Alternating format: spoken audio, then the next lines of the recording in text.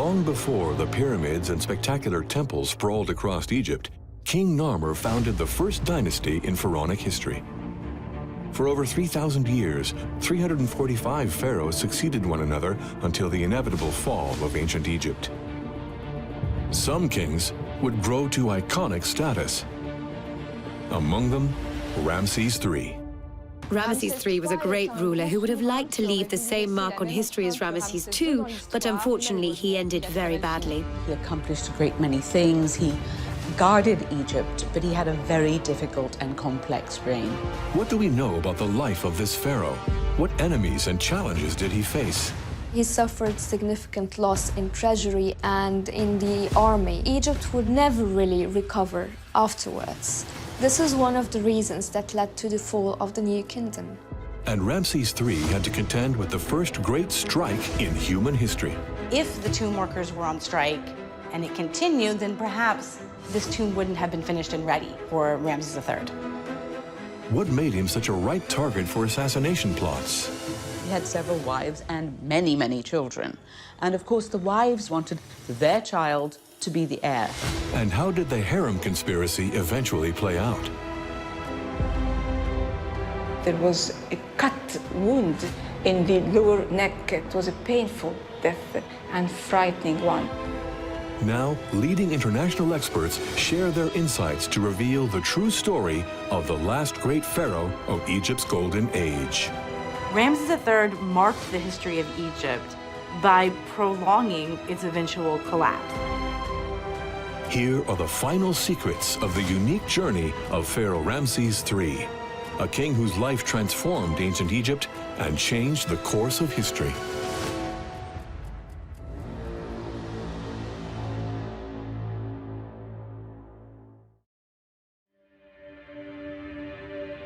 It's the summer of 1870 at Deir al-Bahri near Luxor in Egypt. Famed for the fabulous funerary temple of the legendary pharaoh Queen Hatshepsut, the site is about to reveal a treasure buried for over 3 millennia. Two shepherds unwittingly unearth an exceptional jewel that will profoundly alter the field of knowledge about the Egyptian New Kingdom.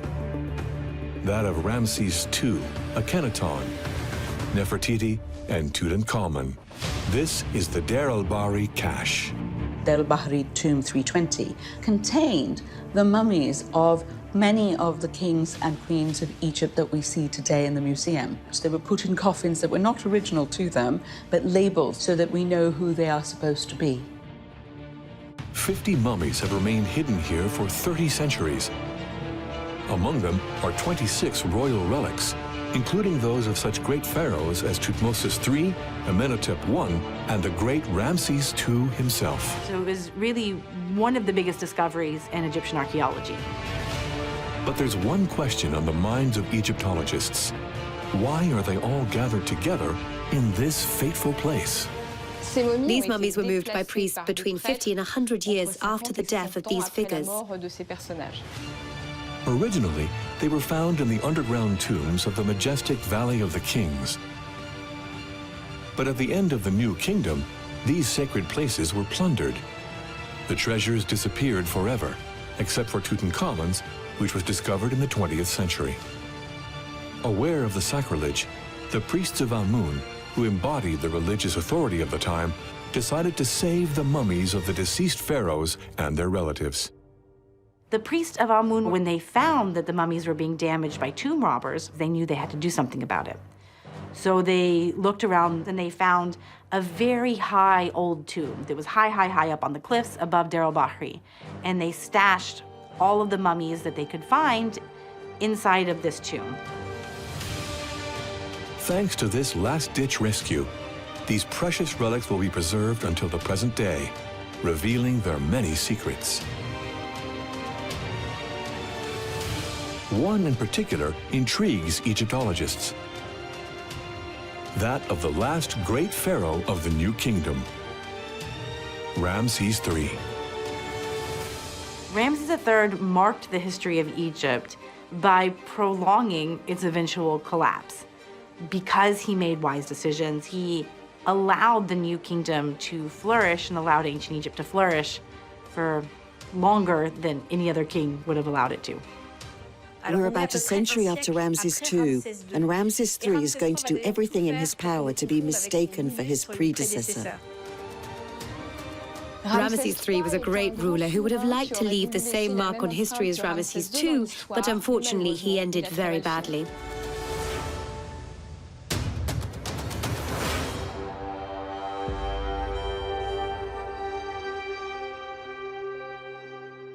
The face of this mummy is not unknown to the general public. It has become one of the most famous in horror cinema. When I first saw the mummy, it reminded me of the Hollywood film The Mummy, The Virgin of 1932, because the makeup, the actor was the face of Ramesses III. Thanks to advances in science, this mummy will be able to tell its story and reveal the incredible scenario behind the death of this great pharaoh.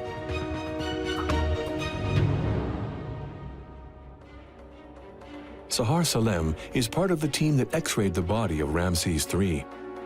Her meticulous examination yields surprising information that leaves everyone speechless. There was a cut wound in the lower neck, a very wide one. It is 3 centimeters in width, and it's a deep one that it reached the bone of the spine, and it caused a point that it's like a fracture or so. This is type of the wound that is fatal because it cut the trachea or the windpipe.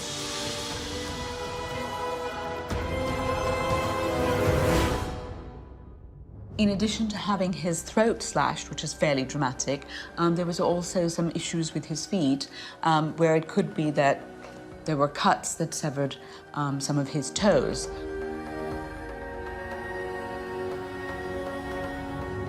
It was a painful death and frightening one. He must have lived at least just maybe a fraction of a minute or so, feeling pain and panicking and frightening, and not to know what anymore to trust and who anymore to trust. So Ramesses III was murdered at the age of 63. Who could have wanted him dead?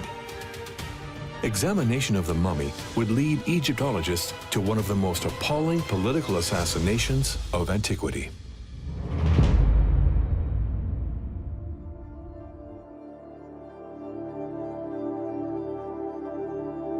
To understand why this enigmatic pharaoh was killed, we need to go back 30 centuries to the Egyptian court. We're in Luxor, formerly Thebes, around 1200 BCE. The work of archaeologists has not revealed much about the childhood of the future Ramesses III, except that he was the son of Setnakht and Ti-Meriaset. He was born 5 years after the death of the great Ramesses II in a world in chaos. Ramesses II, he ruled for so many years, 67 years, that his successors were old, and it was hard to maintain the country afterwards. So there was this one bright, shining moment of Ramesses II, and then a big, long period of things not going so well. The fall of Ramesses II triggered a series of catastrophes and crises, and also allowed the clergy to regain a lot of power, because without a strong pharaoh, the clergy takes over. In this terrible war of succession, Ramesses III's father managed to come out on top. Setnakht seized the Egyptian crown 25 years after the reign of the most famous pharaoh. His father wrestled the throne from conflicting parties. There was a bit of a succession issue, and that's why we have a dynastic break from what we call the 19th dynasty of Ramesses II and the 20th dynasty of Ramesses III. But his reign was short-lived. Setnakht died after a 4-year reign in 1186 BCE, leaving the throne to his 32-year-old son. His ambition was to be a great pharaoh. To begin with, Ramesses III didn't choose his coronation name by chance. Although he had no scientifically confirmed family ties, He saw himself as heir to the king who made Egypt great in the last century, Ramesses II. He looks back at that one great time and says, okay, I'm going to model myself after him. Because if I do that, perhaps Egypt will be successful and prosperous once again. Ramesses II became a great pharaoh, fighting glorious battles to protect his people and ensure peace in Egypt. But he didn't stop there. He also left his mark on the memories of his contemporaries by endowing the land of the pyramids with gigantic monuments. To show your prosperity as a pharaoh, you have to be a great builder. That's a tradition, because building temples is expensive, and if you can build them, you've got the means. Right from the start of his reign, the young pharaoh began work on a colossal building modeled on Ramesses II's cult temple, the Ramesseum. Here it is, an exceptional monument. Ramesses III's Temple of Millions of Years at Medinet Habu near Luxor is one of the best preserved temples in ancient Egypt. The temple at Medinet Habu is virtually intact. This temple is perhaps one of the most sumptuous in Upper Egypt. The site consisted of more than 7,000 square meters, and it's not just the mortuary temple of Ramesses III, it's also the palace, the magazines, the subsidiary rooms, and the chapels. He used this temple as a chance to proclaim his great deeds to everyone, his battles, his successes, and his relationship with the gods. This temple is the testament of Ramesses III. On its walls, he offered up to posterity the defining moments of his life and reign. To find out more, Egyptologist Yasra Ibrahim takes us inside this monumental building. Now we are inside one of the courts of the temple of Ramesses III, the mortuary temple of Ramesses III in Medinet Habu. More than 3,000 years after his reign, the pharaoh still imposes his presence on visitors thanks to these 5 massive statues. This is a statue of Ramesses III. We see that he has both arms crossed on his chest, holding the crook and the flail. This is one of the manners ancient Egyptians would depict a dead king. On the sides of the statue, we also have a statue of his wife, the queen, and a statue of his son, probably the eldest son, Ramesses IV. Like Ramesses II before him, Ramesses III was accompanied by his wife, Queen Titi. Together, they gave birth to the crown prince of the land of the pharaohs, eldest son, Ramesses IV.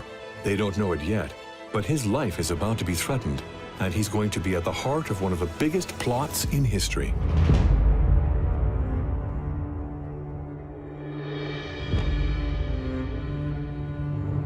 The walls of Ramesses III's Mansion of Millions of Years are an open book on the epic life of this extraordinary pharaoh. While one section portrays Ramesses III as father and husband, another reveals a completely different face, that of a warrior ruler. It is inscribed with important events that took place during his lifetime. It is inscribed with the battles against the Nubians, the Libyans, and the Sea People. On several wall scenes, we have these depictions of scribes counting the hands cut. These cut hands represent the enemies of Egypt. This is one of the ways of depicting victory. Ramses was living in a time where there were uncertainty with the Nile floods, the climate in general, and Egypt was being invaded by foreigners. When he came to power, Ramesses III faced many challenges. He inherited an extremely complex political situation, both inside and outside Egypt. He has 2 objectives: to stabilize the borders of his kingdom and to put an end to the corruption and omnipotence of Amun's clergy. Like other pharaohs, Ramses III had to be a warrior. Ramses III was a warrior king in the sense that he defended for as long as he could the borders established by his predecessors. He left it to his vizier to manage Amun's clergy internally and took care of defending his borders. For Egypt's enemies were many. He has to fight the Libyans, the Chardan pirates or sea peoples, but also all the civilizations of the Near East and a bit of Nubia. We're actually going to end up with an Egypt that's in geopolitical crisis over its entire northern half, which is gigantic and almost unheard of. In 1183 BCE, 5 years into his reign, Ramesses III faced a major challenge. He had to defend the land of Egypt from the Libyan invasion to the northwest and prove to his people that he is worthy of being Pharaoh.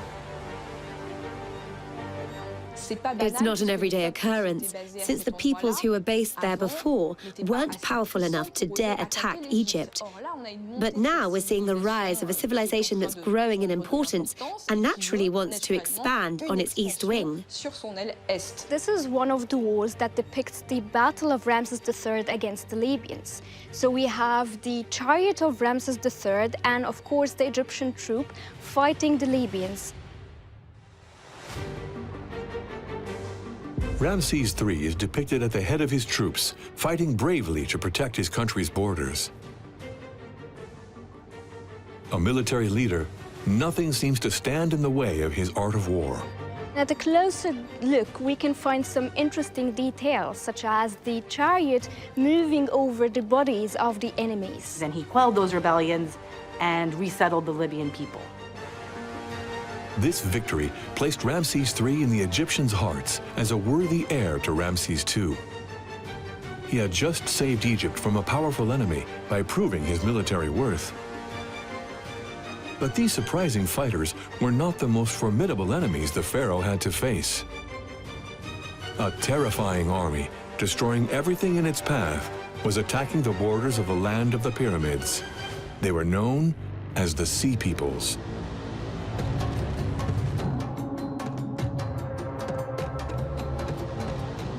The Sea People are a group of sort of a loose federation, as far as we can make out, of different nationalities or groups of people who are basically pirates who formed a coalition. They were a much more intense threat for Egypt, a much more serious one, because they had previously sacked major empires.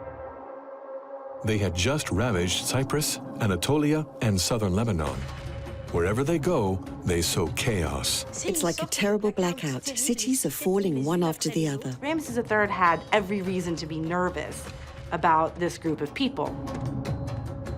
By advancing towards the southern Near East, the Sea Peoples cut off trade routes to northern Egypt.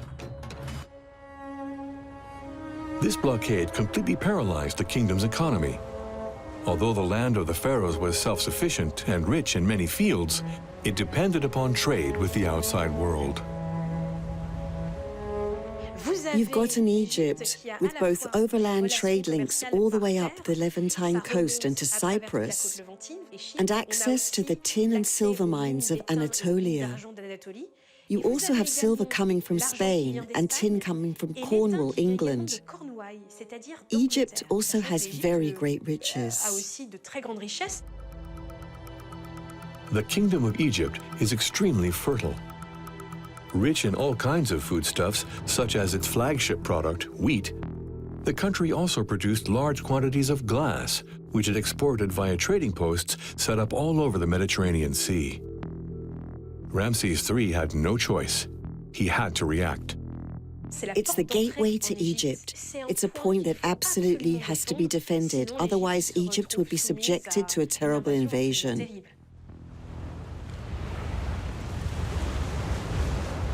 The year is 1175 BCE.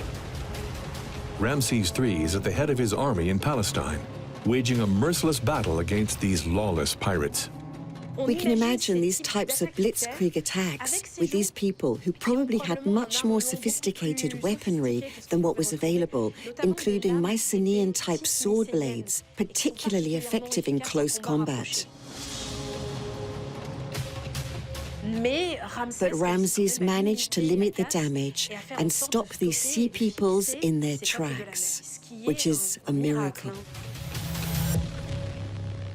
He was able to defeat them, but then they attacked Egypt in the Nile Delta. Although defeated by Ramesses III's military contingent, the pirates did not admit defeat. They changed tactics and forced a naval battle on the Egyptian soldiers. Pharaoh had to face them at sea which was far from being one of his army's strong points. Normally, Egypt is not renowned for having an amazing navy, but the navy of Ramesses III did a remarkable job. They sailed and met the boats of the sea people, put their grappling hooks into the boats, and climbed in and had these intense hand-to-hand combat. And Ramesses III also knew the importance of his land army, so he had his archers lining the route and shooting arrows all at the same time. So you had arrows flying in from the banks of the river, and then you had the Egyptian boats sailing up, latching on to the sea people and climbing in and fighting hand-to-hand. And this was successful. Ramesses III succeeded in driving the terrible sea peoples out of Egypt. This second victory was celebrated by the Egyptians, who saw in him the powerful pharaoh capable of defending the kingdom from any external threat. Proud Ramesses III was not afraid to let it be known. Like all good pharaohs, he's well versed in the art of communication. He'll tell the world on the walls of the temples he builds that he was a great warrior and that he saved Egypt. Ramesses III marked the history of Egypt by prolonging its eventual collapse. Because he made wise decisions, he was good in military battles, he was able to save Egypt from the threats coming from the outside and allowed ancient Egypt to flourish for longer than any other king would have allowed it to.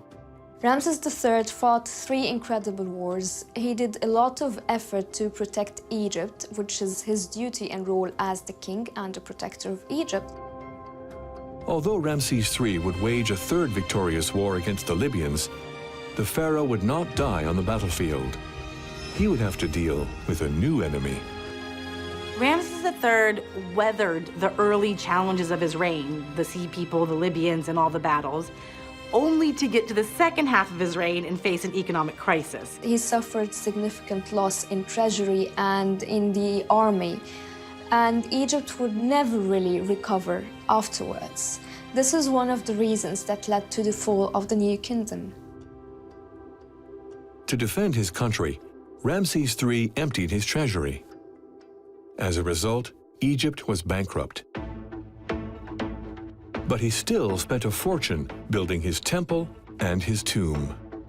Ramesses III dealt with many economic and political challenges in his reign, but despite those challenges, he was able to set aside significant resources to build a large tomb and decorate it, and we can only imagine that it would have been furnished with the most luxurious goods and products for him to enjoy in the afterlife. He began building his tomb at the very start of his reign.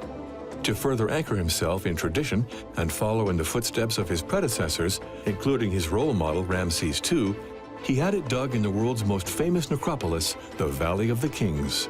Ramesses III, he built a tomb with many different chambers, side chambers. This was a substantial work to build this tomb, and it in part reflects his long 32-year reign. A king would have to rule for a very long time in order to have the time to make such a large tomb and to make sure the entire thing was painted and decorated and carved. Our teams were given exceptional permission to accompany American Egyptologist Meredith Brand to his underground tomb, one of the most beautiful and best preserved in the Valley of the Kings. At 188 meters long, twice the length of a soccer pitch, it is one of the largest in the necropolis. This beautiful tomb of Ramesses III was quarried out of the rock here in the Valley of the Kings.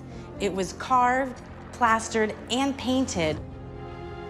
When it was first explored in 1768 by Scotsman James Bruce, 28 centuries after its construction, it impressed by the quality of preservation of its paintings and bas-reliefs.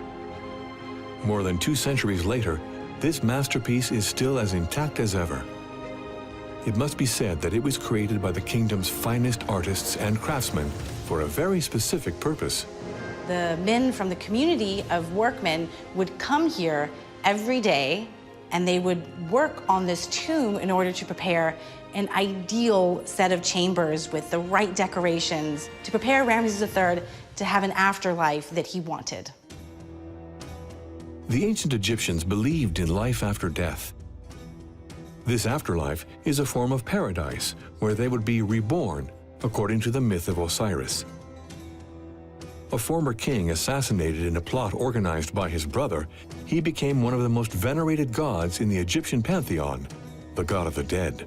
This image shows the king giving offerings to the god Osiris. Osiris was the god of the underworld, so it was very important for the king to give offerings to him because he wants to be like Osiris in the afterlife.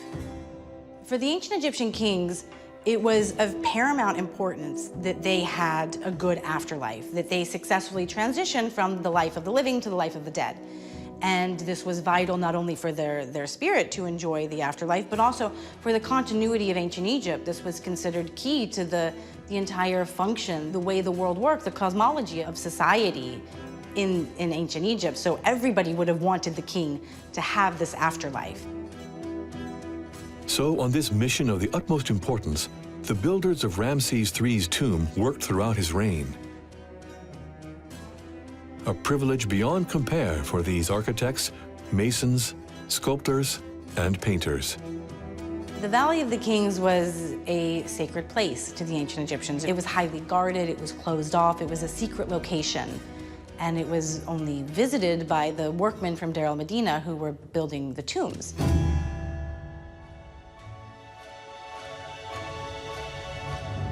Deir el-Medina, the village of the tomb builders of the kings and queens of the Egyptian New Kingdom. Meredith Brand opens the doors of this historic site that has stood the test of time. This is Deir el-Medina, and in the New Kingdom, it was called the Place of Truth. They lived in this town also with their wives and their children, so entire families lived in this city. And it's really a very special place for Egyptology.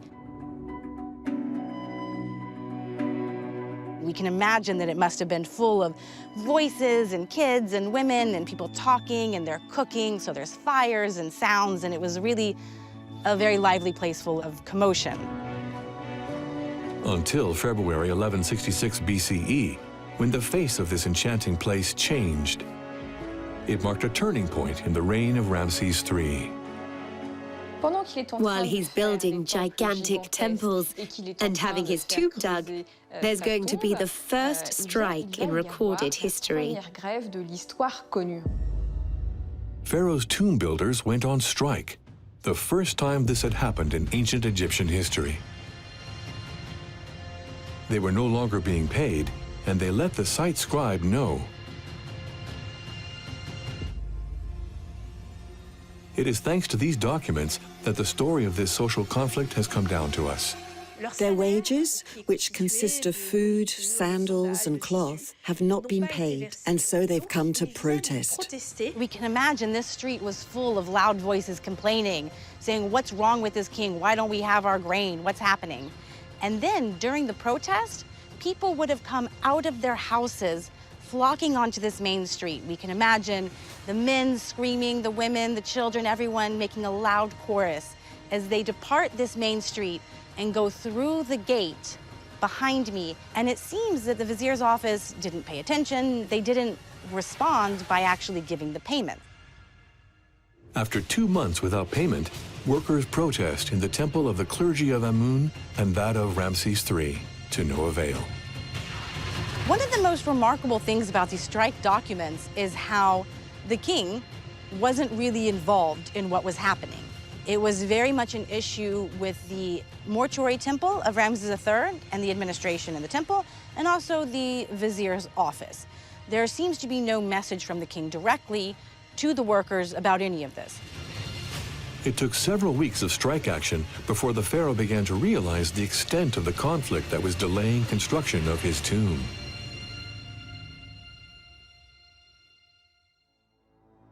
After reigning for 29 years, Ramesses III was 61 years old. He was no longer the strong, vigorous man he once was. Aging, he knew his time was near. If the tomb workers were on strike and it continued, then perhaps this tomb wouldn't have been finished and ready for Ramesses III. And the king needed the tomb in order to gain access to the afterlife. And if the king didn't get access to the afterlife, then the whole entire cosmological function of ancient Egypt would have probably collapsed. But the workers of Deir el-Medina were not satisfied. After many weeks of waiting and multiple demonstrations, they have no choice but to use their weapon of mass negotiation to persuade the authorities. You can feel that the situation is becoming more and more serious because they're explaining that if they don't get their salaries, they'll simply go and help themselves from the royal tombs. The workers are the only ones who know the precise location of all the royal tombs in the Valley of Kings and the riches they contain. If they carry out their threats and disturb the eternal sleep of the deceased pharaohs, the whole balance of Egyptian civilization will be upset. The scourge of looting has existed for centuries, and this threat must be taken very seriously. At that time, during the reign of Ramesses III, it's a massacre. It's terrible. People start to plunder the royal tombs. The tombs of the great New Kingdom pharaohs such as Ramesses II, Thutmose I, Hatshepsut, Amenhotep III, and many others were emptied of their treasures. Faced with this catastrophe, Ramesses III finally reacts and puts an end to the tragedy by paying the workers. If the pharaoh hadn't agreed to the strikers' request, the tombs would have been plundered even more. Behind this crumbling royal power, we sense that Egypt is losing its splendor.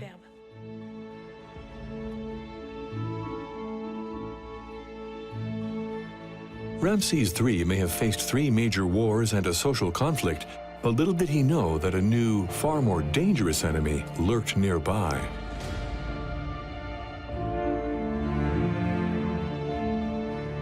Without realizing it, he was the target of a plot within his own palace, within his own family. We're beginning to perceive a kind of disintegration of this royal family, which used to be extremely united. Like many pharaohs, he had several wives and many, many children. And of course, the wives were jostling for position because they wanted their child to be the heir. Ramesses III had several queens and concubines who gave him a dozen official children. This was enough to ensure his descendants and extend the 20th dynasty created by his father. Only he didn't do things properly. Where Ramesses III obviously wasn't very clever was that he didn't choose an official great wife. And by not choosing a great wife, he set several women in competition with each other. These women are the 3 main queens of Ramesses III: Isis, Titi, and Tiyi. Each of these 3 queens gave birth to a son by Ramesses III. Queen Titi gave birth to his eldest son, Ramesses IV. Queen Isis is the mother of Prince Amenhotep. Queen Tiyi is the mother of Prince Pentauer. To be the mother of pharaohs is quite simply to be the most powerful woman in ancient Egypt. So what do all these women want? They want their son to be pharaoh. The pharaoh himself would generally choose his successor, and it was not always his firstborn son. And in fact, it could be, depending on which wife was his favorite. But so many children died, it was quite difficult to see who is going to survive the father. There's every reason to believe that Ramesses III chose his eldest son Ramesses IV to succeed him on his death. The pharaoh didn't know it, but in choosing a successor, he made some unexpected enemies. Enemies who would hatch one of the most famous plots of antiquity. This was a great conspiracy and a shocking event for Egyptian history. And what's even more surprising is that we have complete textual evidence of everything that happened. This authentic attempted coup d'etat is recounted in what is considered to be one of the earliest preserved judicial documents from ancient Egypt. The precious papyrus is housed in the Egyptian Museum in Turin, Italy. Curator Cedric Gobet reveals the secrets of this priceless sesame. The Turin judicial papyrus tells us that it was the second royal wife, Queen Tiyi, who fomented this conspiracy to put her son on the throne in place of the crown prince, who was supposed to succeed her. And she conspired and made a huge conspiracy to kill Ramesses III. And to do this, she organized a 3-pronged conspiracy. with 3 different groups of people. First, she rallied the women of the harem to her cause. The harem is the part of the pharaoh's court where all his wives, concubines, and children live. When people use the term harem, they tend to think of a very Orientalist idea of what this was, which you see in paintings where women are sequestered and lying on cushions and eating sweetmeats for smoking hookahs. But in fact, what was really a harem palace was the family palace. The harem is an area of the palace reserved for women. The children are raised there, the pharaoh comes whenever he wants, but the women still live there in the service of their sovereign. It was just a day-to-day place, but of course, there as anywhere else, one might be able to have a conspiracy. Queen Tiye had a convincing argument. If her son Pentower becomes pharaoh of Egypt on the death of Ramesses III, those who helped plan the king's assassination would be rewarded. In this way, she obtained the support of people close to the members of the harem, including the pharaoh's most trusted subjects. Tiye would succeed in bringing together all the elite of the royal palace around her. This means she'd have the chancellors, the scribes in the king's chambers, the private secretaries working with her. Finally, the Machiavellian queen obtained the favors of generals from Ramesses III's army, as well as priests with magical powers vital to the project's success. It's something huge that's gone beyond the limits of the royal palace. We could never have imagined that so many people close to Ramesses III, so many people in the judiciary and the administration would turn against him. So these 3 groups decided they were going to wait for a big festival in Thebes when Ramesses III was in Medinet Habu, and they were going to come at night and kill him. The year was 1153 BCE. An aging man, Ramesses III was growing weaker by the day due to increasing health problems. As he enters his temple at Medinet Habu, Ramesses III is approached by priests commissioned by Queen Tiye. He suspects nothing. Don't forget that Ramesses III, like all pharaohs, is a god. And to attack him, you first have to do so magically, by annihilating all the protective forces around him.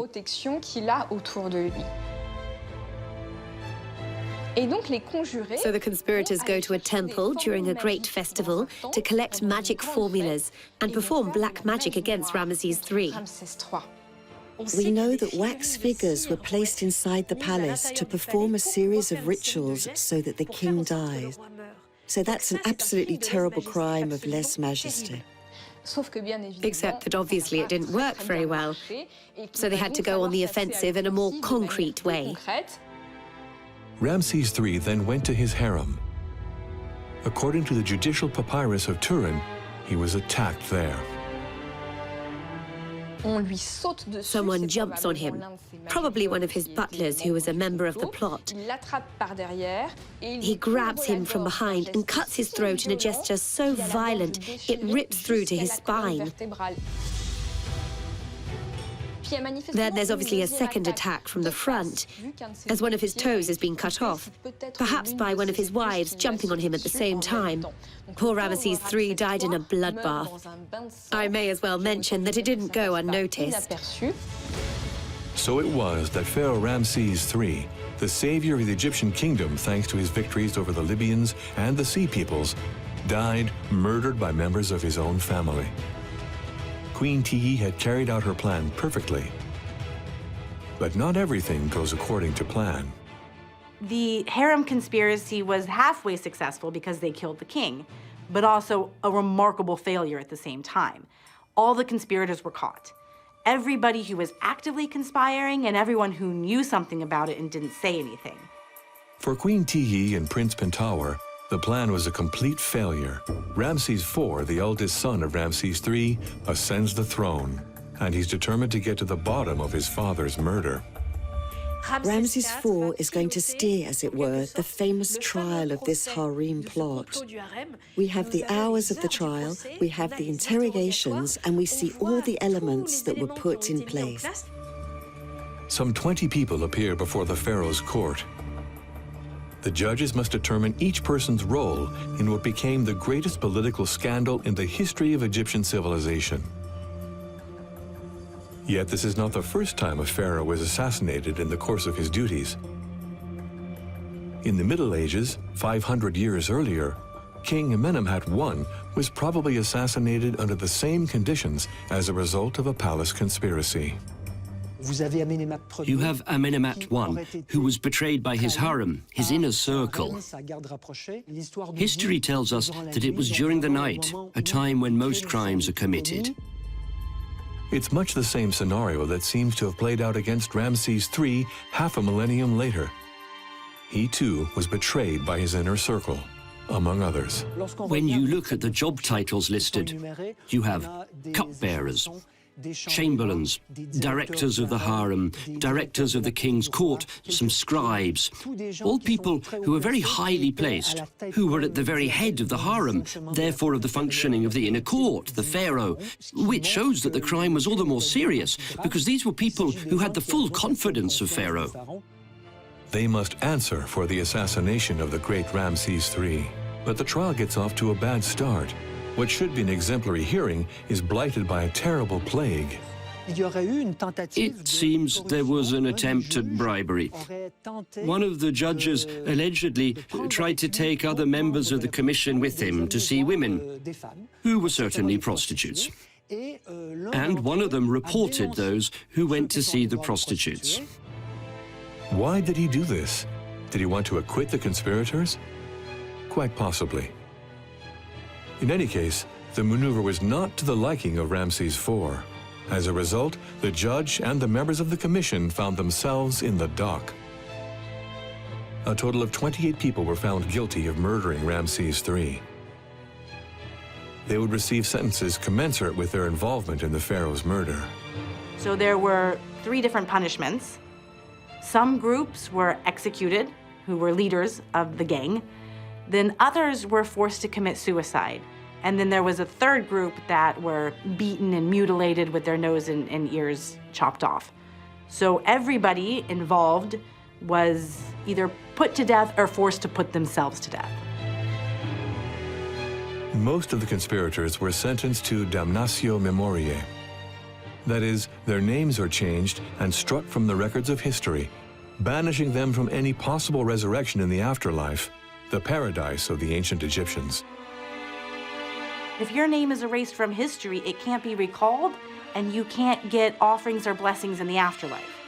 So this was a major magical concern within this papyrus. As for the end of Queen Tiye, the judicial papyrus remains silent. Queen Tiye's fate is not mentioned in this papyrus, so we don't know whether she was executed, put to death, or ostracized, sent into exile. And the other documentary sources in our possession do not allow us to know what happened to this queen. However, the Turin papyrus is more precise about the sentence inflicted on her son, Pentauer. It turns out that Pentauer, who should have benefited from this plot, as he was at the heart of it all, was condemned to commit suicide, which is a mark of esteem for him, because he's still left with a tiny bit of dignity in death. You couldn't kill him because he was a royal son, so he had divine blood. And it's probably this very strange mummy that was found in the Deir el-Bahari cache and named Unknown E. When shepherds discovered the Deir el-Bahari cache in 1870, they not only found the mummy of Ramesses III and other great pharaohs hidden there following looting in the Valley of the Kings, they also found this singular relic. The figure was not mummified and was even wrapped in goat sting. This is considered really impure by the Egyptians. Someone really wanted to mark this mummy as inferior. His hands and his feet were bound.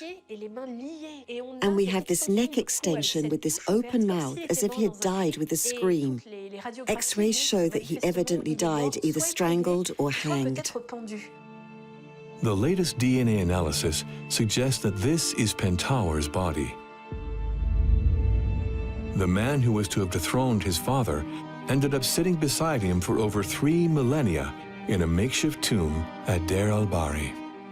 While the son's corpse did not receive the honors of mummification, allowing it to enter eternity, the father's body was honored and cared for by embalmers. The embalmers, they saw what happened to the king. They were the only one to see the body. They tried to solve this problem by putting amulets, and they chose the Eye of Horus because of its power of healing. They placed it just in front of the cut wound of the neck, the front one eye of Horus. And they placed 6 amulets at both feet of the king. Without the discovery of his mummy and the judicial papyrus of Turin, the tragic end of Ramesses III would never have come to light. His monuments, however, have kept alive the memory of a pharaoh like no other, who contributed to the greatness of ancient Egypt at a time when it was plagued by doubt. Ramesses III lived during a very complicated time, and he did his best for Egypt. He was the last great ruler of the New Kingdom. After him, there was a slow decline, and then the end of this great era of the New Kingdom. Even though we have some brilliant periods later on, we feel that this great golden age, when Egypt was really at its maximum, will remain a magnificent memory, an image of its zenith. We'll still have this reference to its ancient kings, but we will no longer reach such a level. Ramesses III wanted to mark his era, but in the end, crossed the centuries to become immortal in the history of the world.